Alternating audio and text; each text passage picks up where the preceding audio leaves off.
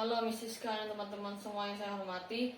Nama saya Devin Javitan, si kelas 8A, nomor absen 6. Pada kesempatan hari ini, saya ingin menjelaskan fenomena terjadinya banjir. Dalam video ini, kita akan menggali lebih dalam mengenai jenis banjir, apa penyebab banjir, dampak banjir, dan cara menanggulangi banjir. Dengan pemahaman yang lebih baik tentang fenomena ini, diharapkan kita dapat lebih siap menghadapinya dan mengambil langkah-langkah yang tepat dalam mencegah serta menanggulangi banjir. Selamat menyaksikan. Banjir adalah bencana yang paling sering dan rutin melanda Indonesia, bahkan dunia. Kejadian banjir dapat memberikan dampak yang merugikan baik bagi manusia maupun lingkungan sekitarnya. Secara umum, penyebab utamanya adalah curah hujan yang tinggi atau karena air laut yang pasang. Penyebab lainnya bisa karena kondisi permukaan tanah yang lebih rendah dari laut dan sedimentasi di muara. Ada juga banjir yang disebabkan oleh manusia, yaitu membuang sampah sembarangan, penebangan hutan, kurangnya resapan air, dan membangun permukiman di bantaran sungai. Jenis-jenis banjir. Jenis banjir ternyata sangat beragam. Berikut beberapa jenis-jenis banjir yang perlu kalian ketahui. Pertama, yaitu banjir bandang. Banjir bandang adalah jenis banjir yang sangat berbahaya dan seringkali mengakibatkan korban jiwa. Banjir bandang membawa air serta lumpur dan memiliki kemampuan untuk mengangkut segala sesuatu di jalurnya. Yang kedua, yaitu banjir air. Banjir air adalah jenis banjir yang paling sering terjadi. Biasanya terjadi ketika air sungai, danau, atau selokan meluap. Yang ketiga, yaitu banjir rob atau banjir laut air pasang. Banjir rob umumnya terjadi akibat pasang air laut. Biasanya banjir ini melanda pemukiman di daerah pantai.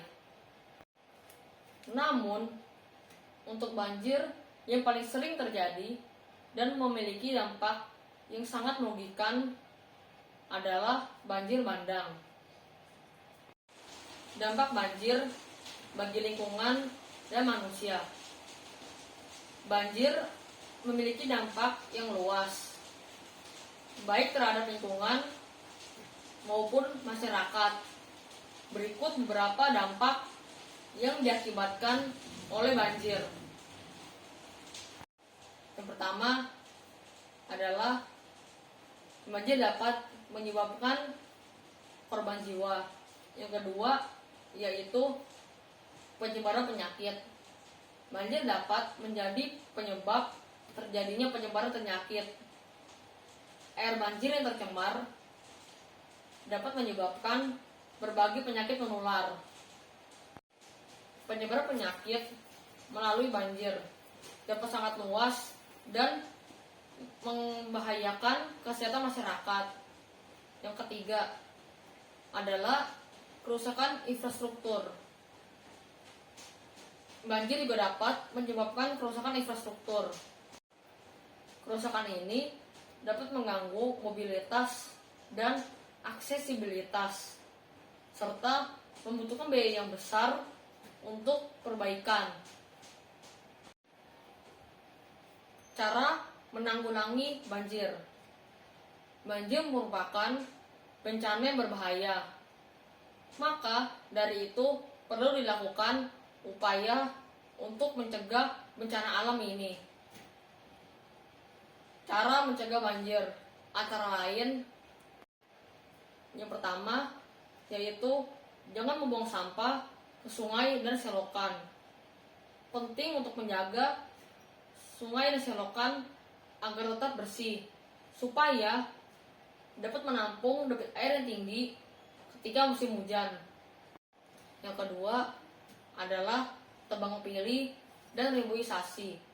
Setelah menebang pohon, sebaiknya kita menanam lagi pohon yang baru. Utamakan pohon yang berakar besar agar bisa menyerap air dengan cepat.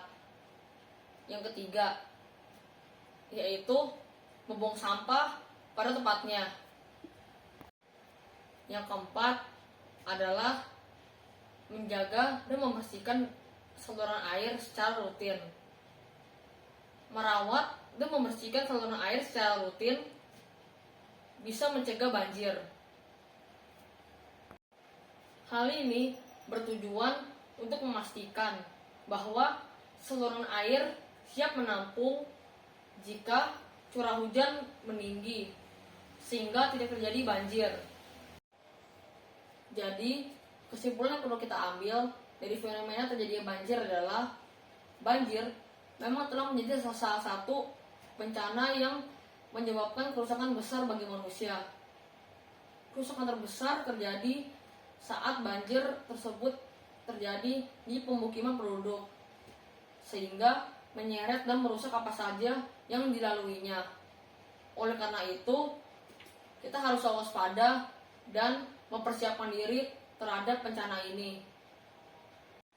Sekian presentasi saya.